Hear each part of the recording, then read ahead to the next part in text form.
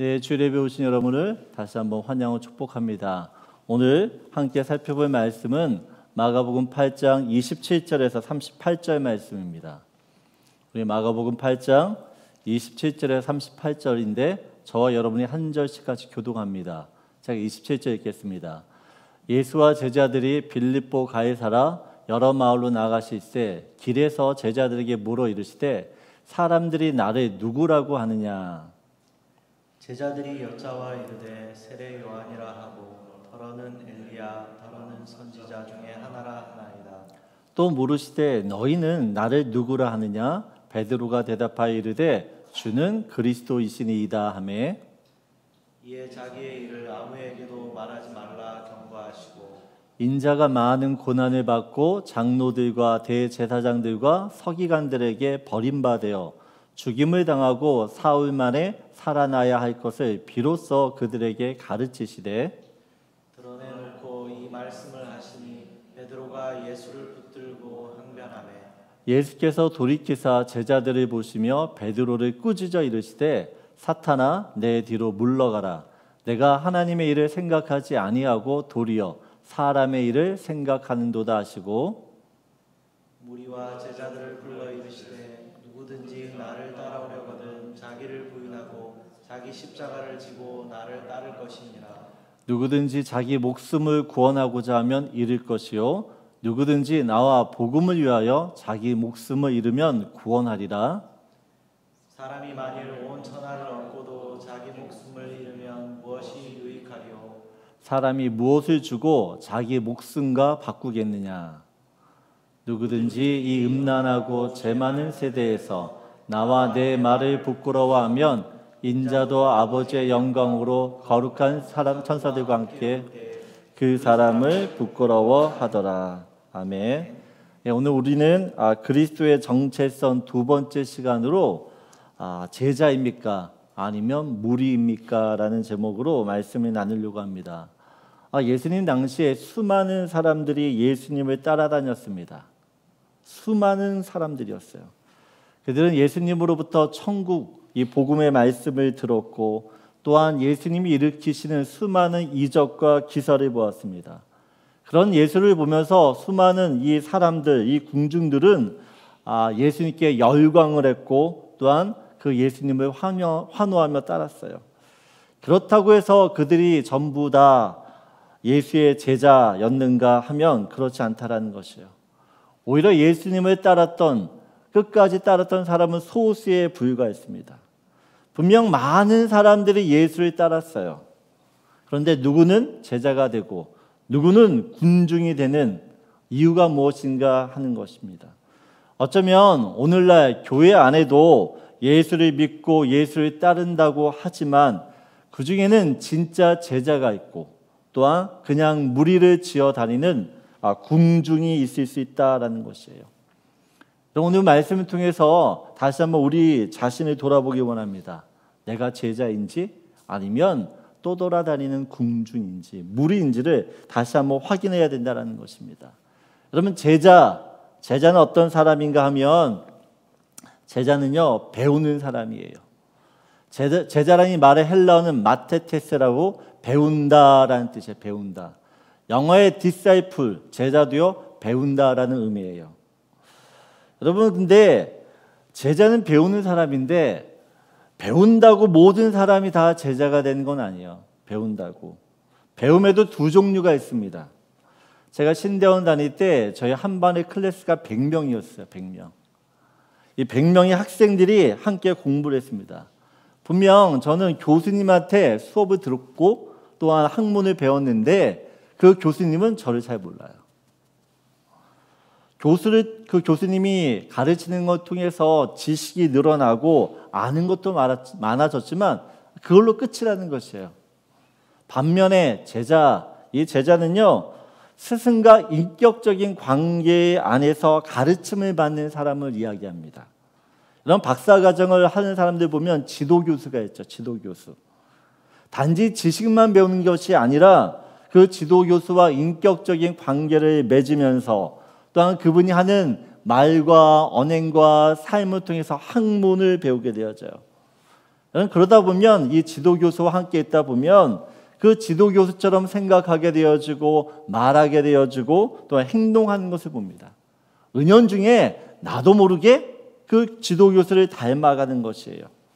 그럴 때 우리는 나는 저 교수님의 제자야 라고 말할 수 있는 것입니다. 여러분, 이 학생과 제자의 차이는 가르치는 사람과 얼마나 인격적인 관계를 가지고 있는가요. 단지 배움의 관계가 아니라 닮음의 관계까지 이르러야 제자라고 할 수 있는 것이에요. 제자. 여러분, 제자의 기준, 척도. 여러분, 우리도 한번 우리 자신에게 자문해 봐야 돼요. 나는 예수님의 제자인가? 내가 정말 예수님의 제자라면 그 예수님과 인격적인 관계를 맺고 있고 친밀한 관계를 유지하고 있는가라는 것이에요. 그것에 따라 우리는 예수님의 제자일 수도 있고 그냥 예수님을 지식적으로 아는 그런 학생으로 지날 수 있다는 것입니다. 여러분, 예수님과 인격적인 관계를 맺기 위해서는 예수님이 누구신지를 알아야 돼요. 예수님이. 그래서 예수님께서 이 제자들에게 물으십니다. 27절을 보게 되어지면 함께 같이 읽겠습니다. 예수와 제자들이 빌립보 가이사라 여러 마을로 나가실새 길에서 제자들에게 물어 이르시되 사람들이 나를 누구라고 하느냐. 예수님께서 제자들에게 물어보죠. 사람들, 군중들이, 무리들이 나를 누구라고 생각하냐는 것이에요. 그때 사람들이 얘기하죠. 28절을 보면 예수님을 그냥 세례 요한, 엘리야와 같은 선지자 중에 한 사람으로 알고 있어요. 그냥 예수님을요, 능력 있는 사람, 그 정도로만 이해하고 있다는 것입니다. 그럴 때 예수님이 다시 제자들에게 물어보세요. 29절. 너희는 나를 누구로 아느냐? 너희는. 이때 베드로가 대답하여 이르되 주는 그리스도이시니이다 라고 이야기합니다. 마태복음 16장 16절을 보게 되어지면 우리 함께 같이 읽겠습니다. 시몬 베드로가 대답하여 이르되 주는 그리스도시요 살아계신 하나님의 아들이시니이다. 여러분, 예수님과 인격적인 관계를 맺지 않는 무리 사람들은 예수님을 그냥 선지자 수준으로만 이해할 뿐이에요. 절대로 그 예수님이 하나님의 아들이라고 생각하지 않으며 또한 그 예수가 자기를 구원할 메시아로 받아들이지 못해요. 하지만 예수님과 인격적인 관계를 갖고 있는 이 제자들은요, 예수님이 하나님의 아들이심을 믿어요. 그 하나님의 아들이 우리를 구원할 자이심을 절대로 의심하지 않는다라는 사실입니다. 여러분, 31절을 보게 되어지면 베드로가 이런 신앙 고백을 하자 예수님께서 어떻게 이 사람들을 구원하실 것인지에 대해서 가르치기 시작해요. 오늘도 31절 하반절에 보면 비로소 그들에게 가르치시되, 예수님께서 고난당하시고 죽으시고 3일 만에 다시 부활하실 거라는 사실을 이때부터 가르치세요. 이때부터. 여러분, 예수님이 어떤 분이신지를 알고 그분에 대한 정확한 신앙 고백을 하는 사람만이 예수님의 제자가 될 수 있습니다. 그렇지 않으면 예수님을 따르다가도 중간에 다 포기하게 되어져요. 다 주님을 떠날 수 있다는 것입니다. 이런 수많은 사람들, 이 수많은 무리들이 예수님을 따랐던 가장 큰 이유는 예수님이 저들의 배고픔을 해결해 줄 수 있는 분이었기 때문이에요. 요한복음 6장 26절을 보게 되어지면 우리 함께 같이 읽겠습니다. 예수께서 대답하여 이르시되 내가 진실로 진실로 너희에게 이르노니 너희가 나를 찾는 것은 표적을 본 까닭이 아니요 떡을 먹고 배부른 까닭이로다. 여러분, 이 오병이어의 기적 이후 사람들은 예수님에게 기대하는 것이 있어요. 아, 예수님만 쫓아다니면 내 배고픔이 해결되겠구나. 배부른 삶이 이어지겠구나. 하지만 그런 기대를 가지고 예수님을 따랐는데 예수님 그 수많은 사람들에게 자꾸만 생명의 떡에 대한 말씀을 이야기하세요. 영의 양식을 먹어야 된다라고 이야기를 합니다. 그러자 이 예수님의 이야기를 듣던 사람들의 반응들이 달라지기 시작합니다. 요한복음 6장 60절 보게 되어지면 같이 읽겠습니다. 제자 중 여럿이 듣고 말하되 이 말씀은 어렵도다. 누가 들을 수 있느냐 한데. 여러분, 육의 양식을 얻고자 예수님을 찾아왔는데 예수님은 자꾸만 무리들에게 생명의 양식을 먹어야 된다라고 이야기해요. 예수님의 그 말씀을 자꾸 듣다 보니 답답한 겁니다. 떡을 줘야 되는데 왜 자꾸만 영의 양식을 먹으러 가는지 이해가 안 되는 것이에요. 그래서 66절 말씀을 보면 우리 같이 읽겠습니다. 그때부터 그의 제자 중에서 많은 사람이 떠나가고 다시 그와 함께 다니지 아니하더라. 여러분, 예수님의 말씀을 듣던 제자들이에요. 근데 어떻게 해요? 그들이 예수를 떠났다라고 이야기를 합니다. 여러분, 사람들이 예수를 통해서 자신의 배고픔, 육신에 먹고 사는 문제를 해결받기를 원했어요. 예수님만 있으면 부족함이 없이 살 수 있을 거라 기대했어요. 그런데 예수님은 이 자신의 배고픔을 해결해 주기보다는 영의 양식을 먹어야 너희가 산다. 또한 저주받은 십자가에서 내가 죽고 다시 살아야 된다라고 이야기를 하는 것이에요. 여러분, 이 말씀을 사람들은 이해가 안 되는 것이에요. 여러분, 우리는 어떠냐는 것이에요. 우리는 내가 예수를 믿는 이유가 무엇이에요? 내가 예수를 따르는 이유가 무엇입니까? 내가 예수님의 제자가 되기를 원하는 진짜 이유가 뭐냐는 것이에요. 예수님이 주시는 축복을 받아 이 세상에서 좀 더 잘 먹고 잘 살기 위해서는 아닌지 돌아봐야 된다는 것이에요. 예수를 믿게 되어지면 인생의 문제들이 다 해결된다고 하니까 그래서 예수를 믿는 건 아니냐는 것이에요. 여러분, 단지 예수를 믿어 예수의 덕을 좀 보며 살겠다. 여러분, 그 차원에서 그 믿음이 머물게 되어지면 여러분, 우리는 언제든지 주님을 떠날 수 있어요. 내 요구와 내 소원이 이루어지지 않으면 언제든지 우리는 무리처럼 군중들처럼 예수를 버리고 간다라는 것이에요. 하지만 예수 그리스도와 인격적인 관계, 친밀한 교제를 나누게 되어지면 예수님이 어떤 분이신지를 다시 한번 깨닫게 되어져. 그분이 구원자이심을 깨닫게 되어진다는 것입니다. 67절을 보게 되어지면 예수께서 12제자에게 이르시되 너희도 가려느냐? 야, 너희도 나를 떠나겠느냐라고 이야기하는 것이에요. 이때 68절 보면 같이 읽겠습니다. 시몬 베드로가 대답하되 주여 영생의 말씀이 주께 있사오니 우리가 누구에게로 가오리까?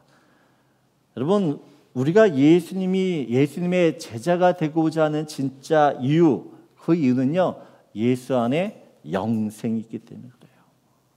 예수 안에 영생의 말씀, 우리를 살리는 말씀이 있기 때문에 그분의 제자가 되기를 원하는 것이에요. 여러분, 영생을 얻어야지만 구원을 받습니다. 육신의 배부름, 또 육신의 만족, 이것 때문에 예수를 믿게 되어지면 우리는 다 예수를 떠나요.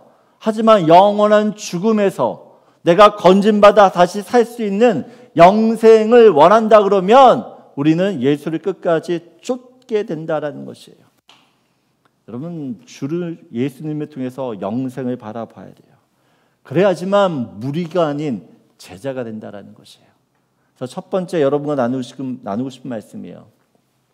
우리 함께 같이 읽겠습니다. 예수님과 인격적인 관계 안에 친밀함이 있는 제자가 되십시오. 여러분, 주님과 인격적인 관계 안에 있어야지만 그분 안에는 영생을 내가 추구하게 된다라는 것이에요. 그게 아니면 우리는 다른 이유로 예수를 쫓는다 그러면 다 떠나요. 다. 다시 한번 예수님과 나랑 어떤 관계를 맺고 있는지 돌아보기를 원합니다. 우리 31절에서 33절 말씀 같이 한번 읽겠습니다. 인자가 많은 고난을 받고 장로들과 대제사장들과 서기관들에게 버림받아 죽임을 당하고 사흘 만에 살아나야 할 것을 비로소 그들에게 가르치시되 드러내놓고 이 말씀을 하시니 베드로가 예수를 붙들고 항변하매 예수께서 돌이키사 제자들을 보시며 베드로를 꾸짖어 이르시되 사탄아 내 뒤로 물러가라. 내가 하나님의 일을 생각하지 아니하고 도리어 사람의 일을 생각하는도다 하시고. 여러분, 예수님께서 사람들을 구원하시기 위해 십자가를 지셔야 된다라는 사실을 제자들에게 처음으로 가르치십니다. 이때 베드로가요, 펄쩍 뛰어요. 펄쩍. 예수님 절대 그런 일은 주님께 일어나지 않을 겁니다. 예수님을 붙잡고 항변했다라고 이야기합니다. 항변했다. 여러분, 이때 그런 베드로를 보면서 예수님이 꾸짖으세요. 이유는요, 하나님의 일을 생각하지 않기 때문이에요. 베드로가 하나님의 일은 생각하지 않고 사람의 일만 생각했기 때문에 그를 꾸짖어요. 여러분, 하나님의 일이 무엇입니까? 하나님의 일. 여러분, 하나님의 일은요, 하나님께서 보내신 예수를 믿는 것이에요. 성경에선 하나님의 일을 이야기할 때 하나님께서 보내신 일을 믿는 것이 하나님의 일이라고 이야기합니다. 그래서 우리는 예수를 믿는 것, 그 예수를 믿는다는 것이 결국 하나님의 일을 하는 것이에요. 예수를 믿기 때문에 예수님이 하시는 말씀을 믿는 것이고, 예수님의 그 말씀을 믿기에 그 말씀에 순종하는 것이에요. 그래서 순종이 곧 하나님의 일이라는 것이에요. 여러분, 예수님의 제자는 무조건 예수님을 따른다고 해서 제자가 되는 것이 아닙니다. 예수님이 제자들을 부르실 때를 보면 한 명씩 찾아가세요. 한 명씩 찾아가서 그들을 부르세요. 그 주님의 부르심에 응답하여 따르는 사람, 순종하는 사람, 그 사람이 예수의 제자가 됩니다. 근데 여러분, 주님을 따르기 위해서는 내가 있던 자리를 떠나야 돼요. 말씀에 의지하여 내가 있던 자리에서 일어서야 된다는 것입니다. 예수님이 베드로를 부르세요.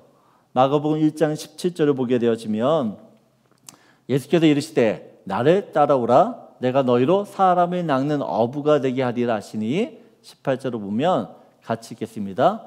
곧 그물을 버려두고 따르니라. 예수님이 베드로를 불렀어요. 그렇죠. 어떻게요? 곧 그물을 버려두고 떠났다라고 이야기합니다. 자기가 하던 일을 내려놨다라는 거죠. 베드로만 그런 것이 아니에요. 야고보와 요한을 부르실 때에도 오늘 20절에 보게 되어지면 곧 부르시니 그 아버지 세베대를 품꾼들과 함께 배에 버려두고 예수를 따라가니라. 야고보와 요한도 예수님이 부르실 때 어떻게 해요? 아버지 또한 품꾼들과 함께 배에 버려두고 예수를 떠났다라고 이야기해요. 부모와 가족을 떠나는 것이에요. 예수님이 부르시니까. 여러분, 세리 마태도 세간에서 열심히 돈을 벌고 있었습니다. 그때 예수님께서 세간에서 일하고 있던, 앉아있던 그 마태를 바라보면서 24절을 보게 되어지면 우리 같이 읽겠습니다. 또 지나가시다가 알페오의 아들 레이가 세간에 앉아있는 것을 보시고 그에게 이르시되 나를 따르라 하시니 일어나 따르니라. 여러분, 이 세리 마태도요, 자기의 직업을 내려놓고 어떻게 주님이 부르시니까 일어나요. 여러분, 주님의 제자가 되기 위해서는 조건이 있습니다. 내가 머물고 있던 곳에서 일어나야 돼요. 내가 붙들고 있던 그 그물을 내려놔야 된다는 것이에요. 여러분, 그것을 내려놓지 않고 그것을 버려두지 않고 또 계속 앉아 있으면 주님을 따를 수가 없는 거예요. 그래서 제자가 된다라는 것은 삶의 우선순위가 바뀐다라는 이야기입니다. 베드로처럼 세상 일을 먼저 생각하는 것이 아니라 예수님처럼 언제든지 하나님의 일, 그 하나님의 일을 먼저 생각하는 사람이 제자예요. 제자. 여러분, 성경에서 제일 안타까운 사람, 그 한 사람을 꼽으라 한다라고 하면 저는 부자 청년을 이야기할 수 있어요. 부자 청년. 이 부자 청년은요, 예수님이 보기에도 제자가 되기에 충분한 자질과 자격과 그런 인격과 인품을 가진 사람이었어요. 마가복음 10장 21절 보게 되어지면 보세요. 예수께서 그를 보시고 사랑하사라고 이야기해요. 여러분, 성경을 보게 되어지면 예수님이 어떤 사람을 보고 사랑했다라는 말을 하는 사람이 별로 없어요. 근데 성경에서 어떻게 해요? 예수가 그 부자 청년을 보고요, 사랑하는 마음을 가질 정도로, 애착을 가질 정도로, 애정을 가질 정도로 그렇게 훌륭한 사람이어서, 훌륭한 사람. 그래서 어떻게 해요? 그 제자를, 그 청년을 제자 삼기를 원했어요. 그래서 어떻게 해요? 나를 따르라고 이야기하잖아요. 나를 따르라. 근데 그 따르기 위해서 무엇을 버려도 해요? 21절 다시 한번 보여주면, 내가 아직도 한 가지 부족한 것이 있으니 가서 내게 있는 것을 다 팔아 가난한 자들에게 주라라고 이야기합니다. 그리하면 하늘에서 보화가 내게 있으리라. 여러분, 이 부자 청년은요, 가진 게 많았어요. 그래서 예수님께서 어떻게 해요? 그 가진 것을 가난한 사람들에게 다 나눠주고 나를 따르라고 이야기합니다. 그러면 어떻게 해요? 하늘에서 보화가 내게 있겠다라고 이야기를 합니다. 그런데 이 부자 청년이 예수님의 말씀을 듣고 어떻게 반응합니까? 22절 보면 우리 같이 읽겠습니다. 그 사람은 재물이 많은 거로 이 말씀으로 인하여 슬픈 기색을 띠고 근심하며 가니라. 여러분, 이 부자 청년은 예수님이 너무 사랑하고 예수님이 제자로 삼을 만큼 그렇게 훌륭한 자질이 있는 청년이었어요. 그런데 어떻게 해요? 예수를 따르라고 했을 때 따르지 못하는 가장 큰 이유, 재물 때문에 슬픈 기색을 띠고 근심하며 떠났다라고 이야기합니다. 이 부자 청년에게는요, 1순위가 재물이었어요. 돈이었어요. 예수님을 따르고 싶었습니다. 근데 이 돈 때문에, 돈 때문에 결국 예수를 따르는 것을 포기하게 되었죠. 여러분, 제자는 어떤 사람이냐? 예수님이 1순위가 되어야 돼요. 예수님이 1순위. 그렇지 않으면 예수님을 따르다가도 내가 생각하는 그 1순위 때문에 언제나 어떻게 해요? 주님이 뒤로 물러나는 순간에 주님을 포기하게 되어져요. 따르고 싶은데 근심하면서 따를 수 없다는 것이에요. 여러분, 저와 여러분이 예수를 믿는 것도 어떻게 보면 예수님이 여러분을 찾아가셔서 여러분을 부르신 거예요. 여러분 다 부르셨다는 것이에요. 베드로처럼, 야고보와 요한처럼, 마태처럼 우리를 주님이 여러분을 부르셨어요. 왜 부르셨어요? 제자 삼기 위해 부르셨어요. 그렇다면 우리도 어떻게 해요? 그 주님의 부르심에 내가 있던 자리에서 어떻게 해요? 일어나야 되는 것이에요. 내가 하고 있는 그 일들을 주님이 버리라고 하면 버리고 따를 수 있어야 된다는 것입니다. 버려야 할 것들을 버리지 못하고 떠나야 할 자리를 떠나지 못하게 되어지면 어떻게 돼요? 주를 쫓을 수가 없어요. 우리가 지난주에 예수를 믿는 사람은 순례자라고 이야기해요. 순례자. 순례의 길을 가는 사람이에요. 여러분, 오늘 내가 예수를 따를 때 선뜻 일어서지 못하는 것들이 있나요? 걸리는 것들이 있어요? 여러분, 그렇다면 그것 때문에 언젠가는 우리가 예수를 부인하며 슬퍼하며 떠날 수 있어요. 성경은 정확히 이야기합니다. 돈과 하나님을 겸하여 섬길 수 없다. 가족과 주님을 동시에 붙들 수 있다라고 이야기하지 않아요. 우선순위입니다. 우선순위.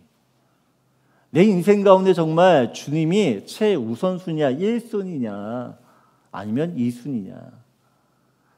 여러분, 예수님이 나의 2순위, 3순위가 되는 순간 우리는 우상을 숭배하는 사람들이에요. 그래서 어떻게 해요? 기도해야 되는 것이에요. 하나님, 내가 언제나 주님이 내 인생의 첫 번째 1순위가 될 수 있기를, 언제나 내가 붙들고 있는 것들이 1순위가 되지 않도록 기도해야 된다는 것입니다. 여러분, 제자는요, 하나님의 일을 먼저 생각하는 사람입니다. 사람의 일을 우선적으로 생각하면 안 되는 거죠. 그래서 날마다 어떻게 해요? 하나님을 나의 최우선순위로 삼으시고 그분을 따를 수 있기를 소원합니다. 그럴 때 주님이 원하시는 진정한 제자가 될 수 있게 되는 줄 믿어요. 두 번째 함께 살펴볼 말씀입니다. 우리 함께 읽겠습니다. 내가 아닌 주님을 최우선으로 선택하며 따르는 제자가 되십시오. 여러분, 내가 주님을 정말 따르기를 원한다 그러면 주님이 내 인생의 1순위가 되어야 된다는 것들 기억하십시오. 1순위가 될 때에만 내가 제자로서의 삶을 살 수 있는 것이에요. 우리 마지막으로 우리 34절입니다. 우리 같이 읽겠습니다. 무리와 제자들을 불러 이르시되 누구든지 나를 따라오려거든 자기를 부인하고 자기 십자가를 지고 나를 따를 것이니라. 그러면 예수님의 제자는 어떤 사람인가 보니까요, 자기를 부인하고 또한 자기 십자가를 지는 사람이에요. 그러면 이 자기를 부인하고 자기 십자가를 지는 사람은 35절 말씀처럼 주와 복음을 위하여 사는 사람이에요. 여러분, 예수와 복음을 위해 산다는 것이 무엇입니까? 우리가 예수와 복음을 위해 살아야 되는데, 그러면 예수와 복음을 위해 산다는 것이 무엇이에요? 어떤 의미냐는 것이에요. 예수님께서 3년 동안 제자들을 훈련시키셨습니다. 그리고 승천하시기 전에 제자들에게 미션을 주셔요. 더 그레이트 커미션이라고 하나님 대위임 명령을 주세요. 그게 마태복음 19장 20절 말씀인데, 우리 같이 읽겠습니다. 그러므로 너희는 가서 모든 민족을 제자로 삼아 아버지와 아들과 성령의 이름으로 세례를 베풀고 내가 너에게 분부한 모든 것을 가르쳐 지키게 하라. 볼지어다 내가 세상 끝날까지 너희와 항상 함께 있으리라 하시니라. 오늘 19절 말씀을 보게 되어지면요, 예수님께서 제자들에게 이야기하는 것이죠. 너희는 가서 모든 민족을 제자로 삼아. 제자로 삼아. 여러분, 제자에게는요 반드시 사명, 임무가 주어집니다. 그래서 제자는 어떤 사람이냐? 하나님으로부터, 주님으로부터 사명을 받은 사람이에요. 임무를 위임받은 사람들이요. 그 임무가 무엇이냐? 모든 민족을 제자 삼는 것입니다. 모든 족속을 가서 제자를 삼는 일이에요. 국가대표 선수들이 시합에 나가 우승하기 위해서 열심히 훈련을 합니다. 그렇죠? 올림픽 선수들은 4년 동안 연습을 하게 되어지고, 메이저리거 선수들이나 또 NBA 선수들도 1년 동안의 그 경기를 통해서 우승을 위해 열심히 훈련을 해요. 그런데 그렇게 열심히 훈련을 받았는데 시합에 나가지 않는다. 어떻게 될까요? 국가적으로 손해죠. 마찬가지로 예수님께서 제자들을 부르시고 그 제자들을 훈련시키셨어요. 왜 훈련시키셨어요? 그들에게 감당할 사명을 이루기 위해서 그들을 훈련시켰다라는 것입니다. 그 사명이 무엇이에요? 모든 족속으로 가서 사람들의 제자 삼으라는 것입니다. 예수님이 자신들을 제자 삼으신 것처럼 제자들도 어떻게 해요? 복음을 전하고 그 복음을 들은 사람들을 통해서 다시 한번 자기와 같은 제자로 세우는 일, 그것이 제자의 사명이에요. 예수님께서 베드로에게 이야기하죠. 3번씩이나 내 양을 먹이라. 여러분, 제자를 세우라는, 제자를 삼으라는 이야기입니다. 그럼 로마서 8장 28절을 보게 되어지면 우리가 너무나 잘 아는 말씀이고 너무나 사랑하는 말씀이에요. 우리 함께 같이 읽겠습니다. 우리가 알거니와 하나님을 사랑하는 자, 곧 그의 뜻대로 부르심을 입은 자들에게는 모든 것이 합력하여 선을 이루니라. 그럼 모든 것이 협력해서 선을 이룬대요. 근데 모든 것이 협력해서 선을 이룰 수 있는 사람은 어떤 사람이에요? 하나님을 사랑하는 자, 곧 그의 뜻대로 부르심을 입은 자들만이 어떻게 해요? 모든 것이 협력해서 선을 이룰 수 있다는 것이에요. 여러분, 그의 뜻대로 부르심을 입었다라고 하는, 결국 하나님의 부르심을 받은 제자들을 이야기하는 것이에요. 근데 그 제자들은 어떤 사람이에요? 하나님을 사랑하는 자라고 이야기합니다. 하나님을 사랑하는 자. 여러분, 하나님을 사랑하는 사람만이 주님의 뜻, 또한 주님의 이 명령하신 임무를 수행할 수 있는 것이에요. 사랑으로 하기 때문에 불가능하지 않다라는 것이에요. 여러분, 성경은 그 사랑을 이렇게 표현해요. 우리 요한복음 15장 5절을 보게 되어지면 우리 같이 읽겠습니다. 나는 포도나무요 너희는 가지라. 그가 내 안에 내가 그 안에 거하면 사람이 열매를 많이 맺나니 나를 떠나서는 너희가 아무것도 할 수 없음이라. 여러분, 가서 제자 삼는 일, 그 일은 내 노력, 내 힘, 또 어떤 내 능력으로 되는 게 아니라는 것이에요. 오늘 말씀처럼 어떻게 해요? 예수님께 붙어 있어야 돼요. 근데 예수님께 끝까지 붙어 있는 비결은 예수님을 사랑하면 돼요. 우리가 예수를 사랑하고 또한 예수와 함께 하기를 원하면 그분께 붙어 있게 되어지면 어떻게 해요? 열매는 저절로 맺게 되어지는 것이에요. 가지에게 어떤 특별한 능력이 있기 때문에 열매가 많이 맺히는 것이 아닙니다. 가지에게 어떤 특별함이 있고 탁월함이 있기 때문에 열매가 많이 맺히는 것이 아니에요. 나무에 잘 붙어 있기만 하면 열매는 저절로 열리는 것이에요. 마찬가지로 우리가 예수 안에 있어야지만 예수로부터 그 능력과 그 힘과 그 은혜를 공급받게 되어지고 그 은혜를 통해서 어떻게 해요? 주의 일을 감당할 수 있는 것이에요. 여러분, 사과나무에 사과가 열려요. 배나무에 배가 열리고 또한 체리나무에 체리가 열려요. 그러면 교회라는 나무는 어떻게 해요? 교회라는 열매를 맺겠죠.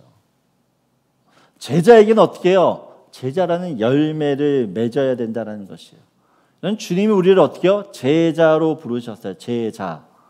제자로 부르심을 받는 사람은 주님을 사랑하는 사람이에요. 그래서 그 주님을 사랑하기 때문에 주께서 맡기신 그 임무, 그 제자를 삼는 일이 어떻게 해요? 최선을 다하게 되어 있어요. 여러분, 그래서 우리가 어떻게 보면 훈련을 받아야 돼요. 훈련을. 여러분, 왜 교회에서 성경 공부를 하고 왜 제자 훈련을 받죠? 제자로서의 그 사명을 잘 감당할 수 있기 위해서. 여러분, 군대 입대를 하게 되면 군인이 되지만 전쟁에서 나가 싸울 수 있는 군인의 상태는 아직 아니에요. 어떻게 해요? 훈련이 시작되는 거죠. 훈련을. 군대에 들어 입대한다고 해서 군인이 있지만 싸울 수 있는 군인은 아니라는 것이에요. 훈련을 받아야지만 전쟁터에 투입이 될 수가 있어요. 마찬가지로 우리가 예수를 믿는 순간 예수의 제자가 됩니다. 그러나 예수님의 제자가 되어지는 그 과정 가운데 들어가는 것이에요. 예수님이 제자들을 불러서 어떻게 해요? 그들을 훈련시키셨던 것처럼 훈련된 제자만 어떻게 해요? 주님께서 맡겨주신 그 제자 삼는 일을 우리가 감당할 수 있는 것이에요. 여러분, 일평생 주님을 목적 없이 쫓아다니다가 흩어지는 무리가 되지 마세요. 주님을 열심히 쫓아다니는 것 같은데 아무런 열매가 없어요. 훈련받지 않아서 그래요. 여러분, 제자는 어떤 사람입니까? 결국 훈련을 통해서 자기 십자가를 지고 끝까지 주님을 따르는 사람이에요. 저 십자가를 지고 주님을 따를 때만 주님께서 허락한 그 영광된 삶, 그 삶 가운데 우리가 초청받게 되는 것이에요. 주님을 영화롭게 하는 것이에요. 여러분은 무엇을 목적으로 제자 되기를 원하는가? 그러면 제자는요, 나와 같은 또 다른 제자를 세워가는 것이 일이라는 것이에요. 그래서 마지막으로 함께 나누고 싶은 말씀입니다. 우리 함께 같이 읽겠습니다. 주님처럼 제자를 세우는 제자가 되도록 훈련하십시오. 여러분, 제자는요, 나만 예수를 잘 믿고 끝나는 게 아니에요. 나를 통해 또 다른 생명이 잉태되어지고 그 생명이 제자로서 어떻게 해요? 역할을 할 수 있도록 그 일을 감당하기 위해서 우리를 주님이 부르셨다는 것이에요. 여러분의 삶 속에서 여러분과 같은 수많은 제자들을 낳을 수 있고 또한 재생산할 수 있는 그런 제자의 사명을 잘 감당할 수 있는 저 여러분 되기를 소원합니다. 기도합니다.